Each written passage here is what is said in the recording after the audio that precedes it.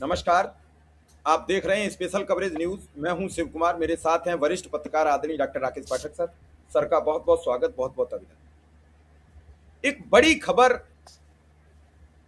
निकलकर अखबारों में आई। अगर ये खबर सच होती है तो प्रधानमंत्री नरेंद्र मोदी का सपना चकनाचूर हो जाए और उनके चाणक्य अमित शाह की हालत पतली हो जाएगी, जो सभी दलों को तोड़ने की सुपारी लेकर घूम रहे थे। वो उनका सपना चकनाचूर हो जाएगा। 360 प्लस सांसदों का जो एक गणित बनाकर वो चल रहे हैं कि हम अगर 360 प्लस सांसद ले आएंगे तो जो राहुल गांधी लोकसभा के चुनाव 2024 में कह रहे थे, वो मंसूबा पूरा करने की एक रणनीति बनाई जा रही है। इस रणनीति के तहत संवैधानिक बदलाव, आचार नागरिक संहिता लागू करना, परिसीमन बिल जो अटका पड़ा है उसे ले आना, फिर जो राहुल गांधी कह रहे थे या अखिलेश यादव आज कह रहे हैं कि अंतिम चुनाव होगा, उसकी परिणति हो जाएगी।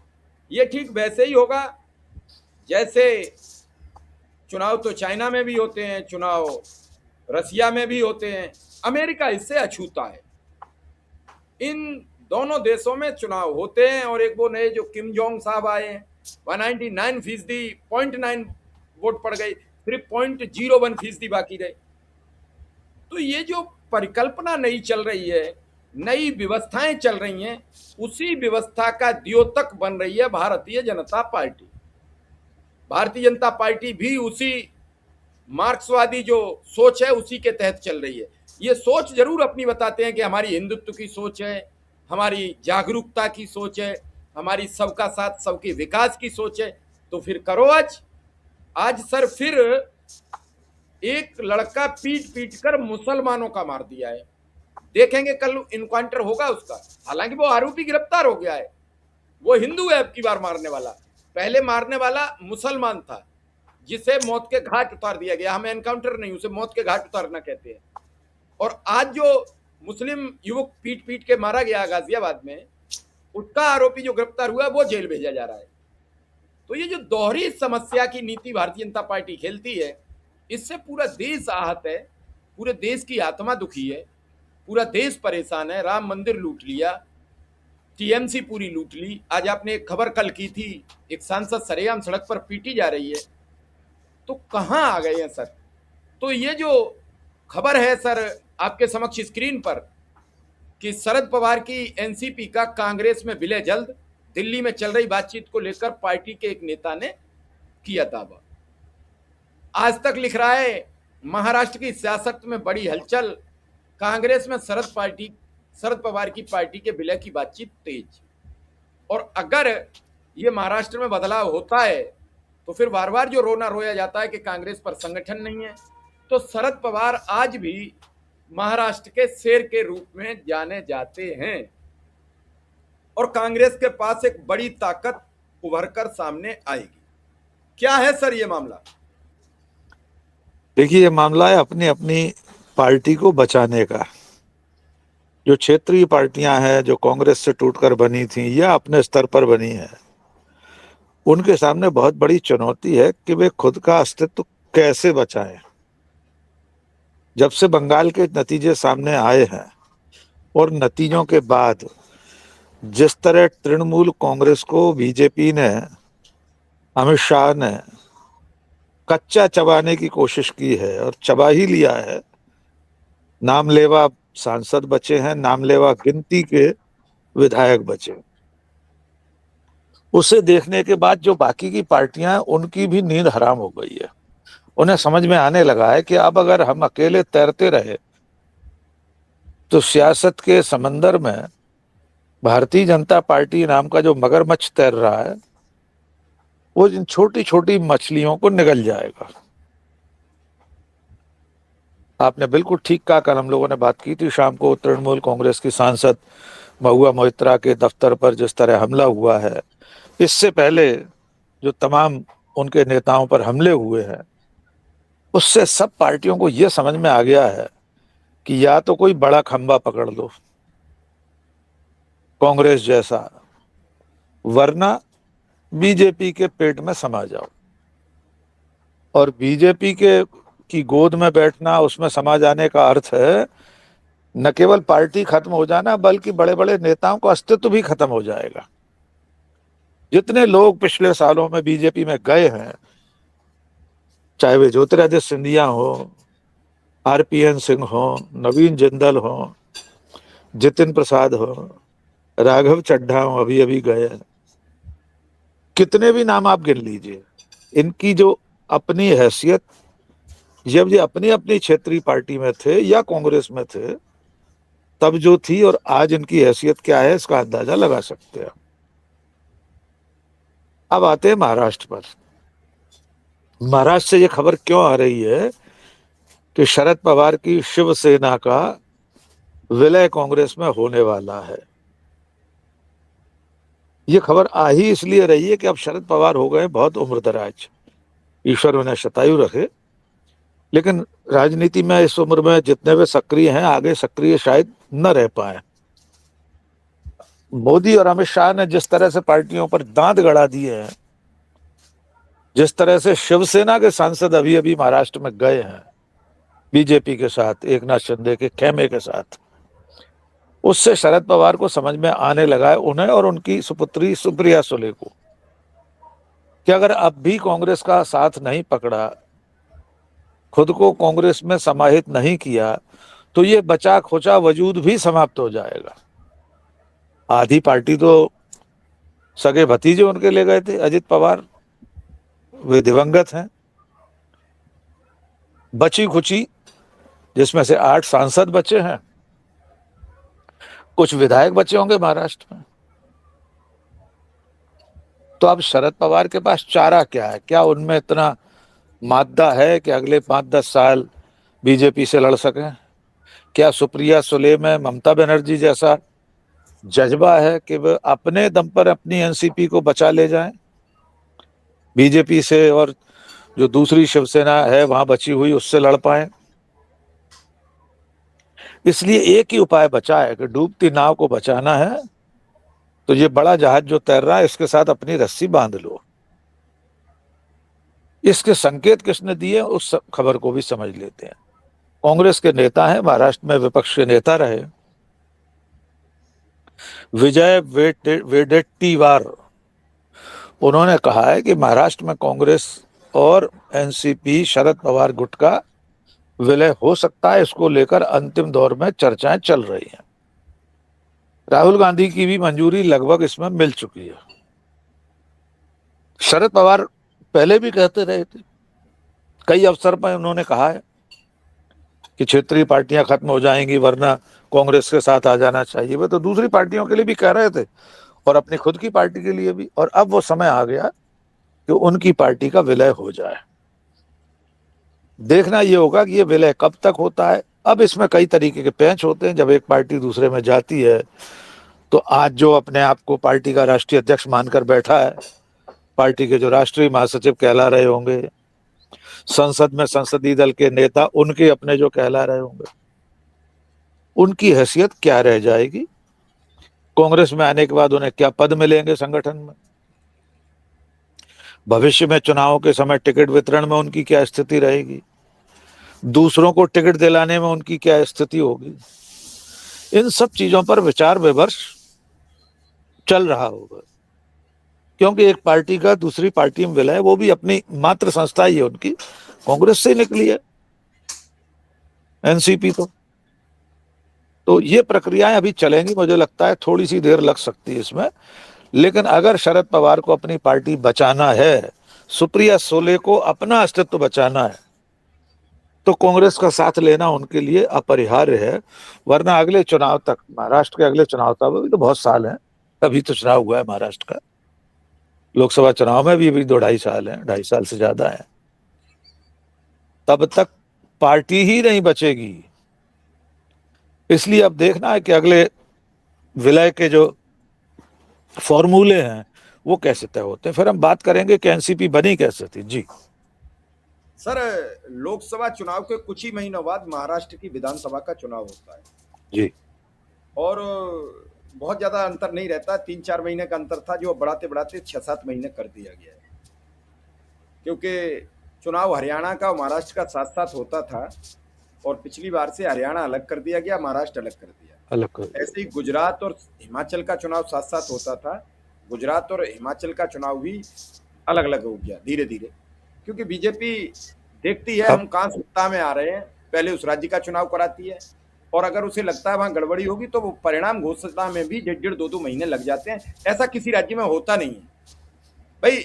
हिमाचल का परिणाम आ जाएगा, वहां किसी की सरकार बने, तो इससे बीजेपी को क्या लेना देना है, गुजरात में किसकी बनेगी उससे क्या लेना देना, लेकिन बहुत कुछ लेना देना। सर एनसीपी आती है तो और भी फिर छोटे छोटे दल हैं जो कांग्रेस से ही निकल के बने हैं। एनसीपी के साथ आने से क्या महाराष्ट्र में राजनीतिक समीकरण कांग्रेस के फेवर में जाएंगे, जो अब तक जूझ रही है कार्यकर्ताओं की बदौलत, संगठन की बदौलत। फिर एक सुप्रिया सुले जैसा एक मराठी नेता उन्हें मिल जाएगा, या उनके सहयोग से शरद पवार के नेतृत्व में कुछ एक ऐसा गुट आ जाएगा जो कांग्रेस को ऑक्सीजन देगा। देखिए, निश्चित तौर पर कांग्रेस महाराष्ट्र में मजबूत पार्टी रही है। जैसी दुर्दशा बाकी कई राज्यों में है, वैसी कांग्रेस की दुर्दशा महाराष्ट्र में नहीं रही। लंबे समय तक सरकार रही है कांग्रेस की, बड़े बड़े दिग्गज नेता रहे हैं। उनमें से कई लोग ईडी सीबीआई के डर के मारे अब बीजेपी में चले गए। अशोक चव्हाण जैसे लोग, उन्होंने बयान दिया है कि हम नहीं जाते तो क्या करते, को बीजेपी में नहीं जाते तो ईडी हमें खा जाती। और ये वही अशोक चव्हाण है जिन पर आदर्श घोटाले का आरोप लगाया था बीजेपी ने, खूब बवंडर हुआ था, और बीजेपी में आ गए तो सारे घोटाले खत्म हो गए। तो निश्चित तौर पर अगर महाराष्ट्र में क्षमा कीजिए, एनसीपी, शरद पवार, सुप्रिया सुले जैसे दिग्गज कांग्रेस में आ जाते हैं तो जमीनी काडर मिलेगा उन्हें अच्छा खासा, अच्छे बड़े नेता मिलेंगे कई क्षेत्रों में, पार्टी का खजाना भी मिलेगा। हमने जैसे टीएमसी के खजाने की बात की थी, पार्टी का जो फंड होता है विलय होगा तो वो बड़ी पार्टी के पास ही जाएगा, सम्मिलित तो उसका हिसाब किताब हो जाएगा। अगले चुनाव तक अगर कांग्रेस एनसीपी एक बने रहे, मतलब विलय होने के बाद फिर ऐसा ना हो कि फिर एक धड़ा टूटकर अलग हो गया, हम नहीं शामिल हो रहे, सुप्रिया सुले जी को जाना है जाए, हम नहीं जाएंगे, ऐसा अगर कुछ होता है तो अलग बात है। वरना अगर एनसीपी कांग्रेस में समा गई तो महाराष्ट्र में आने वाले समय में बीजेपी को कड़ी चुनौती मिल सकती है। एक स्थिति और बनेगी, अभी नहीं बनेगी, अभी तो बीजेपी सत्ता में है, मजबूती है उसके पास, राज्य से लेकर केंद्र तक में सरकार है। कभी भी थोड़े कमजोर क्षण आए, कभी भी आगे चल के कुछ महीनों कुछ सालों में मोदी शाह कमजोर होते दिखाई दिए तो ये जो एनसीपी का एक धड़ा एकनाथ शिंदे के साथ अभी चला गया है, बीजेपी के साथ चला गया है, महाराष्ट्र की सरकार में शामिल है, वो भी लौट सकता है। इसी तरह शिवसेना का एक धड़ा जो अभी गया है टूटकर बीजेपी के साथ, कल बीजेपी जब कमजोर होगी, सत्ता अगर किसी की और होगी तो ये लोग बयान दे देंगे हम तो घर वापसी कर रहे हैं, सुबह का भूला शाम को घर लौटा है तो भूला नहीं कहलाता। कोई फर्क नहीं पड़ता भारत के राजनेताओं को, बेशर्मी से वापस लौट आएंगे। लेकिन ये परिस्थितियां जो बनी थी, एनसीपी कैसे बनी थी, थोड़ा सा हमारे दर्शकों को हम याद दिला देते हैं। सर 1999 में सोनिया गांधी के विदेशी मूल का मसला गरमाया था। उस वक्त पीए संगमा, शरद पवार, तारिक अनवर, इस तरह के कई बड़े नेताओं ने कांग्रेस पार्टी छोड़ी थी, अपनी खुद की पार्टी बनाई उन्होंने, और निश्चित तौर पर शरद पवार ने अपने आप को स्थापित किया। स्थापित तो वे पहले से थे, महाराष्ट्र के बड़े दिग्गज नेता हैं, बहुत बड़ा उनका शिक्षा जगत का कारोबार है, बहुत बड़े उनके और व्यावसायिक ठिकाने हैं महाराष्ट्र में, बहुत बड़ी ताकत है शरद पवार, और देश के बड़े नेताओं में गिने जाते रहे। लेकिन एक निश्चित समय के बाद अब जब मोदी शाह का युग चल रहा है तो अपनी पार्टी को बचाना उनके सामने टेढ़ी खीर है। इसलिए अब सोनिया गांधी के विदेशी मूल का मुद्दा या कांग्रेस के अन्य किसी विषय को लेकर उन्हें उस तरह के ऐतराज नहीं बचेंगे, क्योंकि देखिए सोनिया गांधी अब कोई प्रधानमंत्री पद की दावेदार तो है नहीं। उस समय तो ये लग रहा था कि जब प्रधानमंत्री बन जाएंगे तो बीजेपी के लोग सुषमा स्वराज सिर मुड़ाने की धमकी दे रही थी। उमा भारती कह रही थी मैं जमीन पर सोऊंगी, चने खाऊंगी। यद्यपि अगर सोनिया गांधी चाहती तो तब भी प्रधानमंत्री बन जाती, देश का कोई कानून उन्हें नहीं रोक सकता था। वे भारत की नागरिक हैं विधिवत। तो अब उस तरह के मुद्दे भी नहीं बचे कि शरद पवार को या उनके बाकी साथियों को ऐसा लगे कि ये सैद्धांतिक विषय है, अब इससे कैसे पलटी खा जाए। सबको मालूम है कि कांग्रेस अभी केंद्र में सत्ता में आने में ही बहुत समय लग जाएगा, पता नहीं कब आएगी।